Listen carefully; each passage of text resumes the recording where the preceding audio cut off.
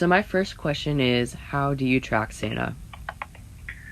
Well, we track Santa basically using the same assets we use day to day for our Homeland Defense mission that we employ 24/7, 365. So that's a combination, among other things, of satellites, radars, and jet fighters. So how are these employed for tracking Santa? Well, the first thing we have is a series of radars up along the north of Alaska in Canada called the North Warning System. So these are a series of radars that basically help detect anything that's moving in the airspace north of both of our countries. And on December 24th, we can expect Santa to kind of transit into radar range as he proceeds into the eastern hemisphere and continue west, chasing twilight as he continues on his Yuletide journey. From there, once he exits our radar range, we transfer to our satellites, which are about 22,000 to 23,000 miles above the Earth, which have infrared sensors.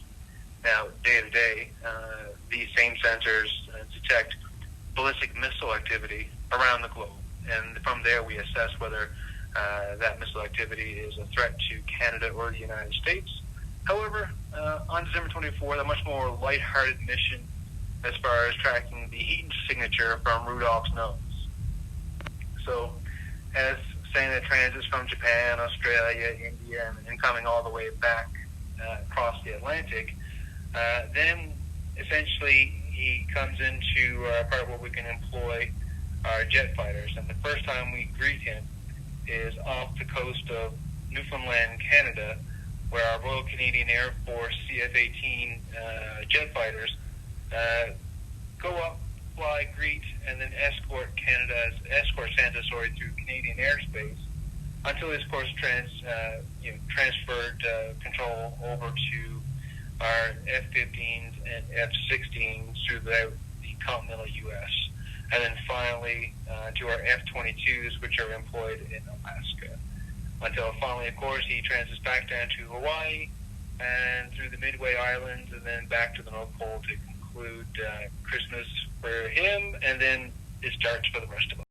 Alrighty, thank you for that one. How will Santa stay safe this year with all of these COVID-19 regulations in place? Well, we just track Santa. I mean, we're not responsible for his personal health protection measure, what he does for others. But that being said, he's been doing this for many centuries now, whether he's been having to deal with other global pandemics or even the most common, cold that folks have, over the Christmas holidays.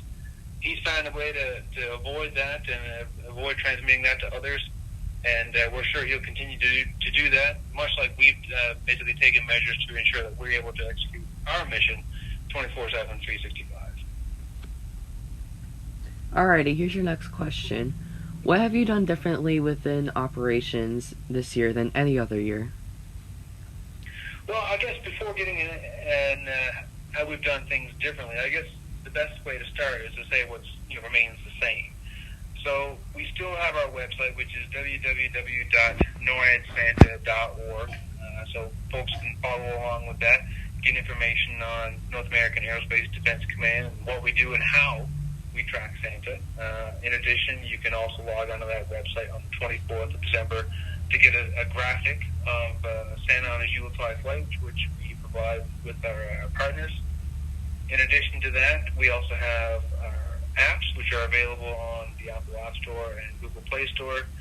You can also access Santa's latest location through the Amazon Alexa skill.